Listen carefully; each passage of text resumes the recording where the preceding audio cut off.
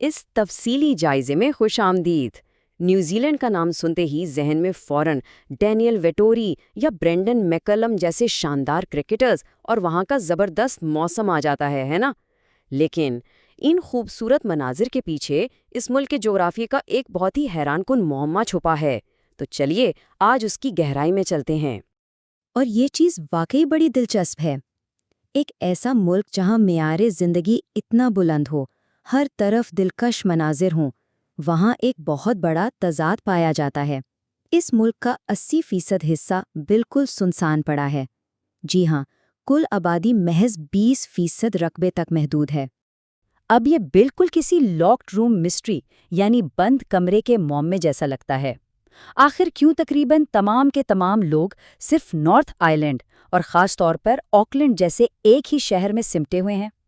اس جنت کا اتنا بڑا حصہ مکمل طور پر خالی کیوں چھوڑ دیا گیا؟ اس معمے کو سلجھانے کے لیے ذرا اس خطے کی شدید تنہائی کو سمجھنا ہوگا۔ یہ آسٹریلیا سے بھی پورے 4000 کلومیٹر دور بحر اکاہل کے بالکل جنوبی کونے میں واقع ہے۔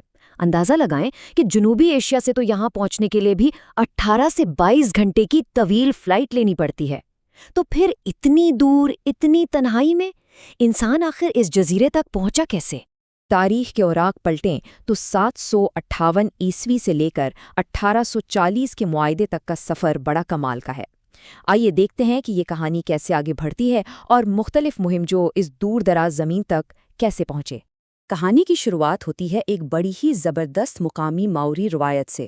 کہا جاتا ہے کہ 758 عیسوی میں کوپے نامی ایک ماہی گیر اپنے 25 ساتھیوں کے ساتھ سمندر میں اترا۔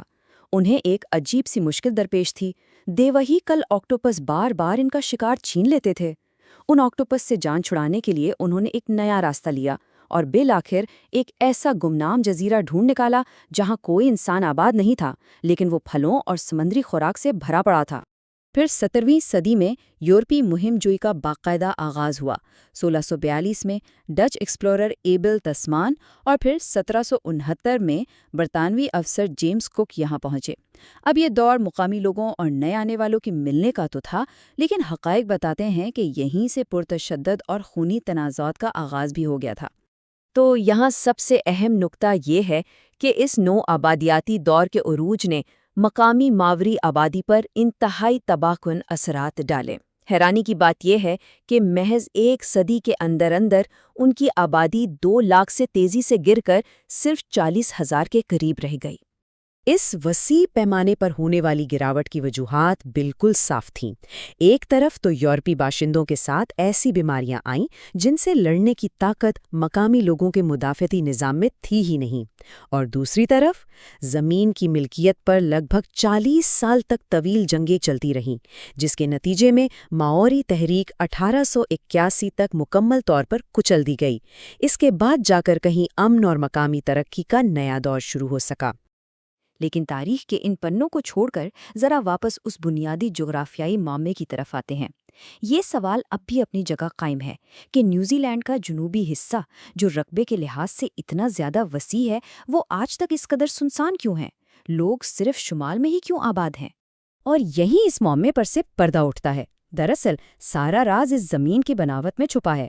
شمالی جزیرہ بالکل سرسبز، زرخیز اور رہائش کے لیے بہترین ہے، جبکہ اس کے برعکس جنوبی جزیرے کا ایک بہت بڑا حصہ پھلک بوس پہاڑوں اور اتنی سخت بنجر زمین پر مشتمل ہے کہ وہاں سڑکیں بچھانا یا آبپاشی کا کوئی بھی نظام کھڑا کرنا تقریباً ناممکن سی بات ہے۔ اسی شدید جغرافیائی مجبوری نے ساری کی ساری آبادی کو شمال کی طرف دھکیل دیا۔ اب شمال میں آبادی کے یوں ایک ہی جگہ سمٹ جانے کا نتیجہ کیا نکلا؟ آکلینڈ جیسے شہروں پر دباؤ حد سے زیادہ بڑھ گیا۔ دوسری جنگ عظیم سے پہلے یہاں کی آبادی بالکل رکی ہوئی تھی، جمود کا شکار تھی۔ تو جنگ عظیم کے بعد افرادی قوت بڑھانے اور رکی ہوئی معیشت کو سہارا دینے کے لیے حکومت کو امیگریشن کی پالیسیوں میں کافی نرمی کرنی پڑی۔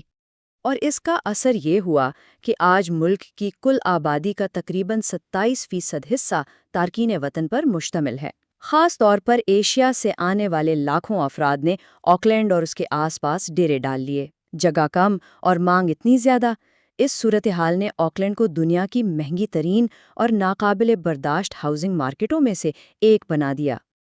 آئیے دیکھتے ہیں کہ اس مسئلے سے نمٹنے کے لیے کیا لاہے عمل اپنایا گیا۔ حکومت کو ایک بڑی ہی دلچسپ حکمت عملی اپنانی پڑی۔ انہوں نے شہریوں کو $8,000 تک کی گرانٹ آفر کی کہ بھئی آپ آکلینڈ چھوڑیں اور یہاں سے 100 کلومیٹر دور وائکاٹو جا کر آباد ہو جائیں۔ مقصد صرف یہ تھا کہ اس بڑے شہر میں مکانات کی آسمان سے باتیں کرتی قیمتیں کسی طرح نارمل ہو سکیں اور ہجوم کم ہو۔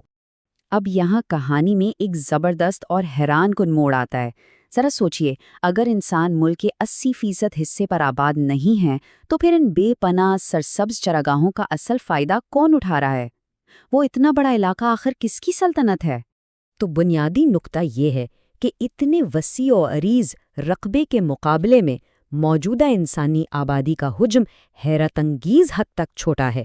آج بھی پورے ملک میں انسانوں کی کل تعداد بمشکل 50 لاکھ کے آس پاس ہے۔ اور یہیں اس پورے جائزے کا سب سے بڑا سرپرائز سامنے آتا ہے۔ 50 لاکھ انسانوں کے مقابلے میں اس ملک پر اصل راج تقریباً 3 کروڑ بھیڑوں اور گایوں کا ہے۔ یعنی ٹیکنیکلی طور پر دیکھا جائے تو اس جنت کے اصل باسی انسان نہیں بلکہ دسیوں لاکھوں کی تعداد میں پھیلے ہوئے یہ جانور ہیں۔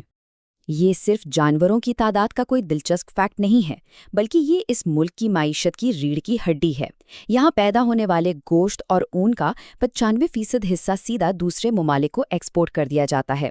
صرف 2019 کی ہی بات کریں تو ان زرعی اور حیوانی برآمدات سے $46 ارب کا زبردست ریونیو کمایا گیا، اور اسی چیز نے اس ملک کو دنیا کی 50ویں سب سے بڑی معیشت بنا دیا ہے۔ صرف گوشت اور اون بیچ کر $46 ارب کمانا واقعی کوئی معمولی بات نہیں ہے۔ اب یہیں پر ایک بڑا سوال پیدا ہوتا ہے۔